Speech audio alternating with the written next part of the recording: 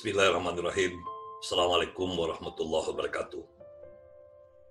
Perkenalkan, saya Tubagus Wahyudi, seorang motivator yang pada hari ini sengaja membuat video ini untuk bersama-sama kita saling menasihati, menegakkan kebenaran, dan ketika kebenaran itu kita sedang tegakkan, kita banyak mendapatkan ujian dari Allah, maka kita saling menasihati untuk menetapkan sabar sebagaimana yang kita fahami, khususnya kaum muslimin muslimat saudaraku semuanya, di dalam Al-Quran surah Al-Asr kita mendengar ayat yang berbunyi A'udzubillahi minasyaitonirrajim, Bismillahirrahmanirrahim, wal asr innal insana lafi khusr illa alladzina amanu wa amilus solihat wa tawasaw bil haqq wa tawasaw bis sabr.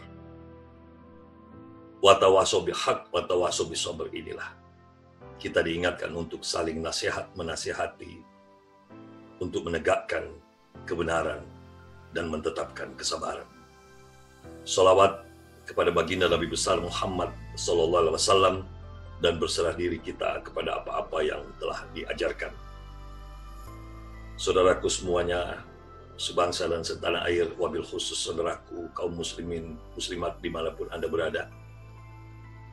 Kali ini kita sama-sama prihatin terhadap kondisi negara kita, kondisi dunia yang sedang dilanda virus COVID-19 atau yang kita kenal dengan istilah Corona.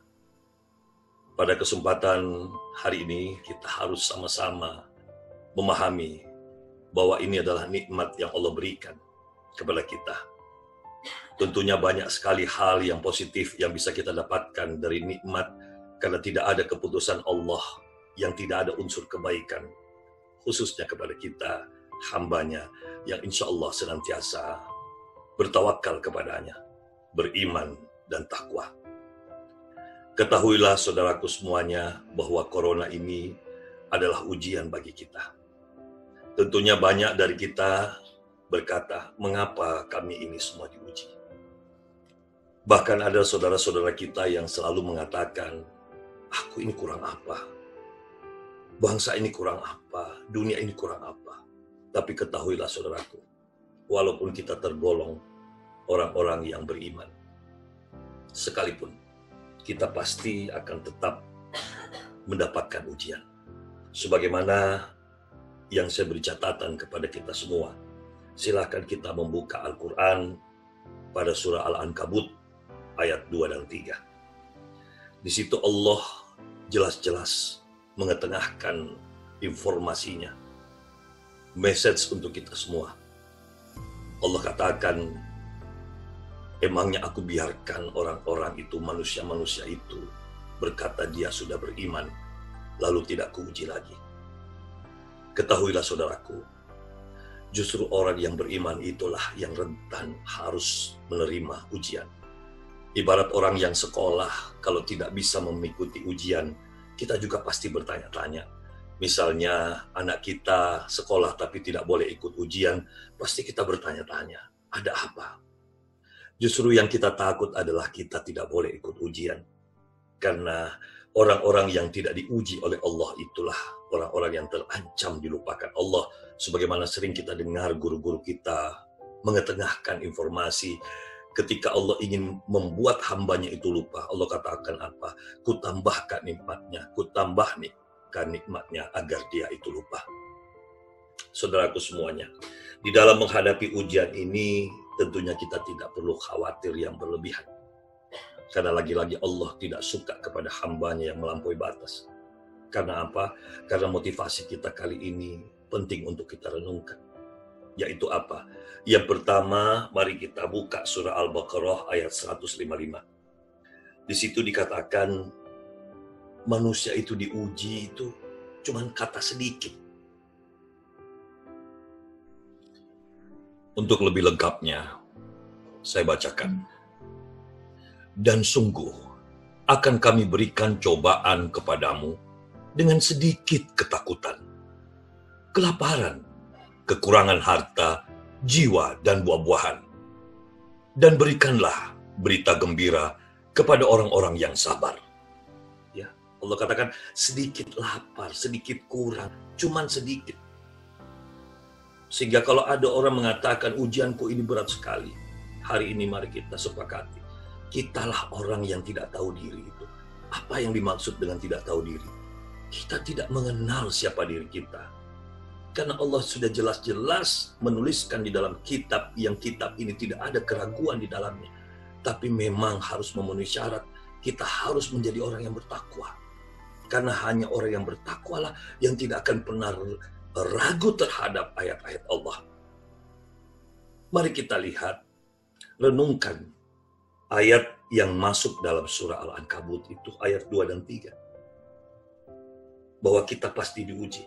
Dan di surah Al-Baqarah ayat 155 tadi, kita ini semuanya harus paham bahwa ujian corona ini hanya sedikit. Sedikit lapar. Bukankah sekian tahun kita hidup dengan kenyang? Bukankah sekian tahun kita hidup bebas? Kita hanya disuruh merenung di rumah. Sedikit waktu kita di sepanjang umur kita di rumah. Tapi selalu orang mengatakan, saya harus makan apa? Saya harus bagaimana? Kamu enak. Aku ini tidak ada pekerjaan. Kita selalu berpikir uang. Apakah selamanya uang itu bisa merupakan hal yang disebut rezeki? Padahal uang itu untuk menenangkan. Kalau kita bisa tenang, otak ini berjalan, lalu hiduplah akal, maka niscaya Allah akan mencukupkan kita. Dan justru di dalam teori yang saya dalami, saya beri nama ICOS, yaitu Intelligent Control of Survive. Manusia ketika dia kejepit, manusia ketika dia tertekan, maka kecerdasannya akan muncul. Nah, kecerdasan inilah yang melahirkan banyak solusi. Melahirkan mungkin banyak profesi baru bagi Anda. Karena terdengar banyak sekali berita-berita saudara-saudara kita yang dahulunya tidak ada pekerjaan. Lalu ketika corona ini tiba, tiba-tiba dia memiliki banyak penghasilan. Ini dikarenakan dia bersabar. Karena Allah sudah janjikan orang-orang yang bersabar, Allah akan bersamanya. Saudaraku, sebangsa dan setanah air, renungan kita yang kedua, yaitulah mari kita buka surah yang sama, surah Al-Baqarah. Tapi kali ini kita buka ayat 286. Di surah 286 itu, Allah sudah katakan bahwa Allah itu tidak akan menguji hambanya yang melampaui kemampuannya. Atau kita balik, Allah selalu menguji hambanya sesuai dengan kemampuan. Jadi tidak boleh ada hamba yang mengatakan, aku ini tidak kuat. Aku ini harus bagaimana? Sebenarnya corona ini Allah turunkan sebagai ujian agar kita kembali melakukan perenungan akan nikmat-nikmat yang sudah Allah berikan. Nikmat yang paling dahsyat adalah Allah beri kita akal. Dan akal itu hanya bisa datang kalau kita kembali kepada agamanya. Kita kembali kepada Rasulullah. Kita kembali kepada Al-Quran. Maka kita niscaya akan mendapatkan petunjuk. Daripada kita ini banyak mengeluh. Menyalah-nyalahkan pemerintah. Sibuk untuk menghujat. Bayangkan, kita sendiri yang menambah penyakit kita. Dan virus corona ini akan semakin mewabah ketika hati kita kotor. Karena letak virus itu serangannya pada dada kita. Kalau dada kita ini hatinya kotor, maka akan semakin berkecamuklah kompleksitas penyakit itu. Kebencian, kedengkian. Sudahlah, mari kita bangun bangsa ini. Mari kita sama-sama semangat, mari kita tegar, bukan untuk melawan. Karena tidak mungkin kita bisa melawan Allah. Karena virus corona ini adalah ciptaannya. Kita hanya bisa bermohon kepada Allah, berikhtiar untuk menikmati pemberiannya. Karena apa? Karena motivasi kita yang ketiga adalah kita harus kembali kepada Al-Quran, di mana kita akan melirik surah Al-Insyirah ayat 5 dan 6. Di sana Allah katakan, fa inna ma'al usri yusra. Inna ma'al usri yusra. Apa makna yang kita bisa tarik? Apa tafsir yang kita bisa tarik dari ayat ini? Ketahuilah saudaraku, yang paling sederhana yang kita bisa dapatkan adalah di sini Allah ingin mengetengahkan bahwa setiap Allah mendatangkan kesulitan, Allah selalu sebutkan bareng datang kemudahan itu. Jadi kalau saya membuat sebuah perumpamaan, saudaraku semuanya, ingatkah Anda, atau saya membalik bahasanya, lupakah Anda setiap kita menerima amplop yang berisi uang? Apakah kita fokus kepada amplopnya? Atau kita fokus pada isinya? Saudaraku, walaupun amplop itu bau, walaupun amplop itu kumel, walaupun amplop itu sudah hancur, tapi kalau di dalam amplop itu ada uang 300 juta, tidakkah kita harus fokus kepada isinya? Begitulah Allah Subhanahu wa Ta'ala. Pada ayat ini Allah ingin kita fokus kepada solusi. Kita pengen kita fokus pada ilmu yang Allah ingin turunkan. Jangan fokus kepada amplopnya. Karena amplop itulah permasalahan. Lupakah kita setiap kita mau sarjana, S1, S2, S3, kita disuruh mencari permasalahan. Dan ketahuilah, setiap kita ketemu dengan permasalahan, lalu kita barengi dengan keyakinan, bermohon kepada Allah, menggunakan akal pikiran kita meriset, maka Allah turunkan ilmu. Allah turunkan jawaban. Tapi kalau kita tidak mampu melakukan itu, berhentilah mengeluh. Karena pada prinsipnya, Allah sudah katakan, setiap Allah turunkan masalah, Allah juga turunkan solusinya. Oleh karena itu saudaraku, kenapa sampai hari ini kita belum mendapatkan solusi? Kita masih fokus pada masalah. Mari kita yakini, ada sesuatu yang indah di balik corona ini. Jangan kita fokus pada penyakitnya. Kita fokus untuk berterima kasih kepada Allah. Kita fokus untuk ridho kepadanya. Lalu kita meminta petunjuk. Kita gunakan mata kita ini untuk melihat tanda-tanda kekuasaan Allah. Oleh karena itu, solusi di dalam motivasi kita adalah, mari kita kembalikan keyakinan kita untuk patuh kepada Rasulullah SAW. Apa yang dia katakan? Tidak ada satu kehidupan di sini di mana Allah menurunkan sebuah problem, itu tidak ada solusi. Makanya mengapa kita kembali kepada Rasulullah SAW? Karena kalau kita ingat perintah Al-Quran di surah Al-Ahzab ayat 21, kita kenal yang berbunyi, laqad kana lakum fi rasulillahi uswatun hasanatun liman kana yarjullaha wal yawmal akhir wa dzakarallaha katsira. Intinya adalah seorang yang beriman harus patuh kepada Rasul, karena Rasul itu juga adalah uswatun hasanah, suri toladan, contoh. Mari kita merujuk kepada apa yang Rasul ajarkan. Yang pertama, Rasul ingatkan, sebuah urusan apabila diserahkan kepada bukan ahlinya, tunggu kehancurannya. Ini sebuah hadis. Apa makna di balik itu? Serahkanlah semua urusan kepada ahlinya. Tapi bagaimana saudaraku, wah itu bagus. Kami bingung. Kami menderita penyakit, lalu kami serahkan kepada dokter. Dokter juga bingung, rumah sakit ini sekarang penuh. Bahkan lebih sedih lagi, dokter juga banyak yang terkapar. Bahkan dokter yang hilang nyawanya karena menolong kami. Dalam kondisi seperti ini, berarti kita sudah masuk dalam hukum darurat. Hukum darurat adalah suatu kondisi di mana kita harus lebih menggunakan akal pikiran kita kembali kepada Allah. Merenungkan ada sesuatu yang wah, ada sesuatu yang indah yang bakal Allah turunkan. Jadi, biarkanlah Allah Subhanahu wa Ta'ala menjalankan haknya sebagai Tuhan. Tugas kita adalah bagaimana kita bisa ridho dan tawakal kepadanya tanpa mengeluh. Bagaimana caranya? Lagi-lagi, kita kembali kepada Al-Quran. Mari kita merujuk kepada surah An-Nisa ayat 59. Di sana kita diingatkan.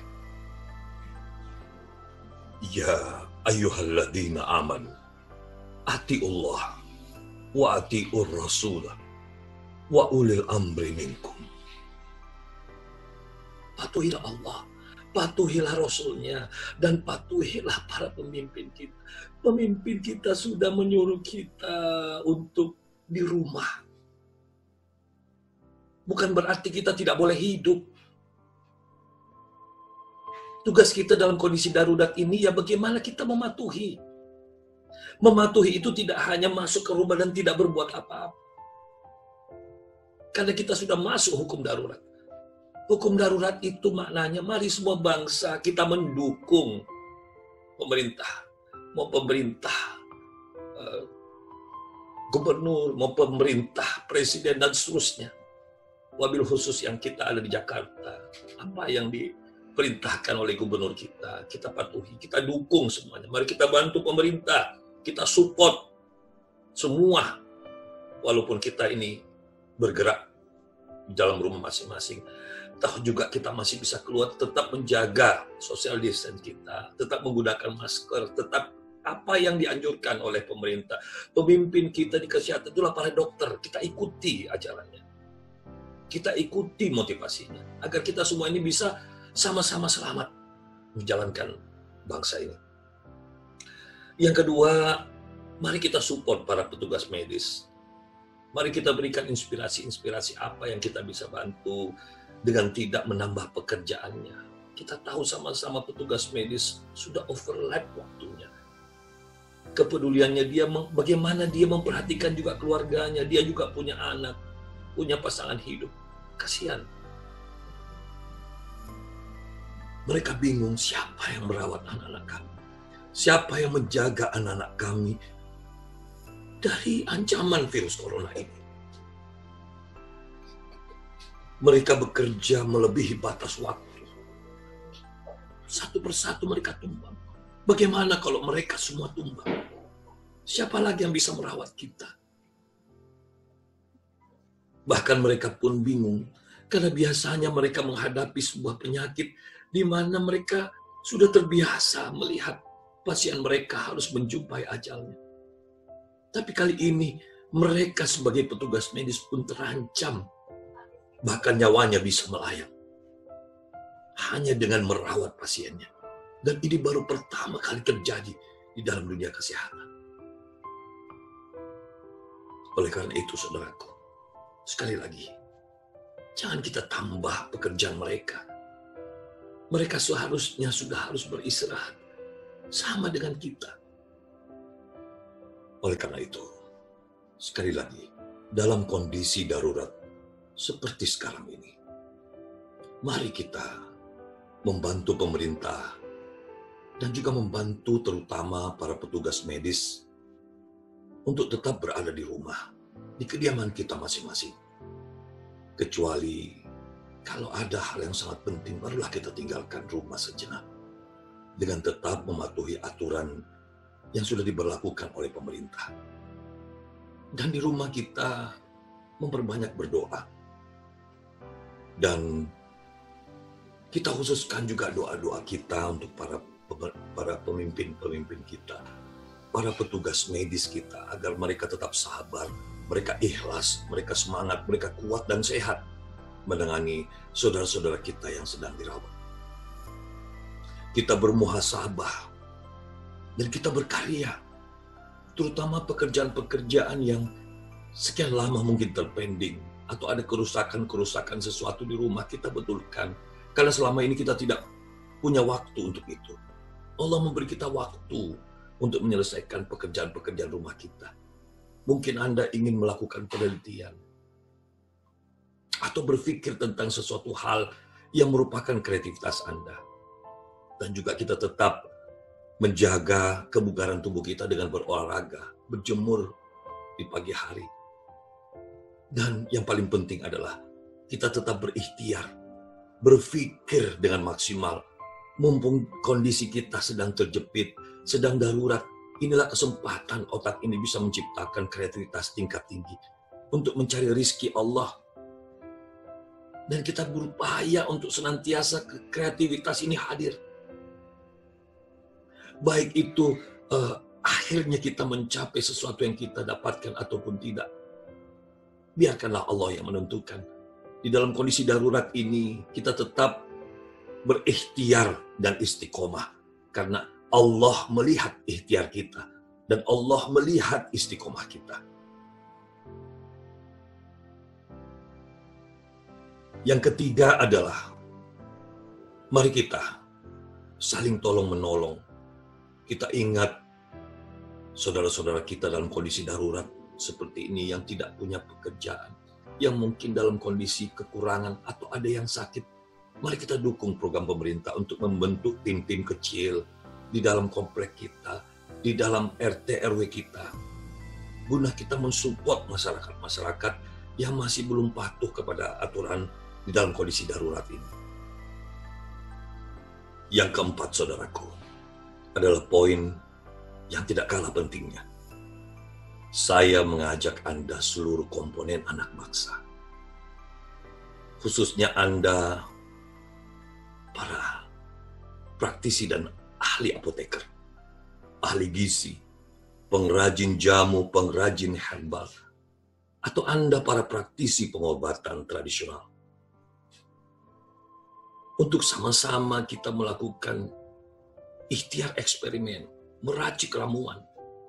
Karena bangsa kita dari dahulu memang sudah terkenal dengan pengobatan tradisional. Ayo, semangat. Anda pasti menemukan sebagaimana janji Allah di setiap kita berikhtiar, setiap kita istiqomah, Allah akan memberi apa yang kita ikhtiarkan. Apalagi kita ditunjang oleh sebuah keyakinan akan hadis yang diriwayatkan oleh Sahih Muslim nomor 4084, di mana Rasulullah SAW bersabda, "Li kulli da'in dawaun." Artinya kita sama-sama memahami tidak ada sebuah penyakit di muka bumi ini yang tidak ada obat. Dan saya yakin Anda pasti menemukannya. Dan saudaraku, bagi Anda yang sudah menemukan racikan dan sudah Anda uji cobakan ke saudara-saudara kita, ayo bersemangat, kita perkenalkan kepada bangsa ini. Kita dorong untuk segera dikonsumsi oleh saudara-saudara kita, agar saudara-saudara kita yang positif terkena virus ini dapat segera pulih kembali, bangsa kita bangkit kembali. Ayo, kami dari GP4 siap untuk mendukung Anda, siap untuk mendistribusikan, memperkenalkan produk Anda ke masyarakat, agar segera masyarakat ini hilang ketakutannya, kembali bergairah, kembali yakin. Oleh karena itu, saudaraku, mari kita semangat. Bagi Anda yang sudah menemukan nutrisi ataupun obat, ayo segera kita perkenalkan. Kami dari GP4 dan juga aksi cepat tanggap didukung oleh Lions Group untuk mendistribusikan kepada seluruh penderita, terutama kita khususkan kepada para ahli medis di rumah sakit, agar dia tetap mendapatkan nutrisi, vitamin, sekalipun obat untuk membuat mereka itu kebal terhadap virus ini.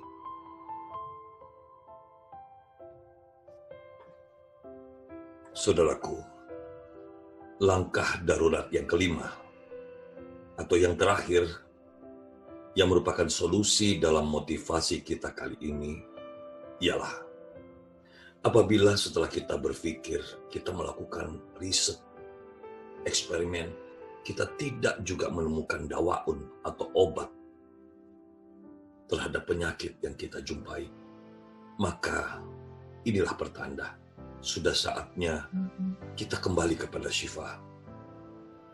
Apa itu syifa? Syifa itulah Al-Quran. Maka untuk memahami bahwa sebenarnya syifa itu adalah Al-Quran, mari kita segera membuka Al-Quran pada surah Yunus ayat 57. Dan saya akan bacakan terjemahannya untuk Anda. Hai manusia, sesungguhnya telah datang kepadamu pelajaran dari Tuhanmu dan penyembuh bagi penyakit-penyakit yang berada di dalam dada dan petunjuk serta rahmat bagi orang-orang yang beriman.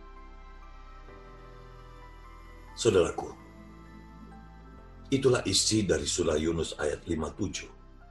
Itu pertanda setiap kali kita menjumpai sesuatu yang kita tidak tahu, kita bingung, maka Al-Quran akan menjadi obat untuk ketenangan bagi kita. Maka kita bersegera membaca, mencari petunjuk di dalamnya. Dan pada kondisi kali ini, saya mengajak Anda untuk menelusuri bagaimana Al-Quran mengajarkan kita untuk mencari obat setiap penyakit, obat yang manjur. Dan kita menemukan jawabannya ada pada surah An-Nahl ayat 68 dan 69. Mari kita membaca terjemahannya. Dan Tuhanmu mewahyukan kepada lebah, buatlah sarang-sarang di bukit-bukit, di pohon-pohon kayu, dan di tempat-tempat yang dibuat manusia. Kemudian makanlah dari tiap-tiap macam buah-buahan, dan tempuhlah jalan Tuhanmu yang telah dimudahkan bagimu. Dari perut lebah itu keluar minuman berupa madu yang bermacam-macam warnanya. Di dalamnya terdapat obat yang menyembuhkan bagi manusia. Sesungguhnya pada yang demikian itu benar-benar terdapat tanda kebesaran Tuhan bagi orang-orang yang memikirkan. Saudaraku, apa makna yang terkandung di dalam surah An-Nahl ayat 68-69? Tidak ada makna lain. Kita disuruh untuk meyakini apa yang setiap ayat itu berada dalam Al-Quran, termasuk ayat yang baru saja kita bacakan. Minumlah madu. Madu menambah stamina kita. Walaupun Anda tahu madu berbagai macam jenisnya. Mungkin dikarenakan ayat itu sudah menjelaskan ada madu yang ditemukan di atas pohon, di bukit-bukit. Ada juga madu yang sengaja dibudidaya oleh manusia. Itulah dikatakan di dalam ayat itu, di tempat-tempat yang manusia buat. Lalu pada ayat 69 kita disuruh mengkonsumsi buah-buahan. Itu pertanda dari pertemuan antara buah-buahan dan madu itulah akan tercipta semakin kuat nutrisi bagi tubuh. Saudaraku, khususnya Anda kaum muslimin, muslimat dimanapun Anda berada, konsumsilah madu dalam kondisi darurat seperti ini. Karena dialah obat untuk kita semuanya. Tergantung madu apa yang kita temukan. Minimal kita bisa mengkonsumsinya. Dan sebagai tambahan dari saya, kalau Anda ingin makan buah-buahan yang akan kita campur dengan madu, maka sebaik-baik buah-buahan adalah buah kesukaan Rasul. Itulah kurma. Konsumsilah kurma sambil tetap meyakini bahwa khasiat itu hanya ada pada Allah, bukan pada yang kita konsumsi. Maka sebaiknya ketika kita mengkonsumsi sesuatu yang Allah perintahkan, mintalah khasiat kepadanya, maka kesembuhan akan datang. Dan lewat tayangan ini pula, saya mengajak Anda, bagi Anda yang sampai hari ini dalam kondisi sakit, terkena virus COVID-19 ini, atau Anda memiliki keluarga atau kerabat dokter atau petugas medis lainnya yang terkena, bahkan positif PDP ataupun ODP, dan Anda kebingungan, kami menawarkan kepada Anda untuk menghubungi kami di nomor telepon yang kami terahkan berikut ini.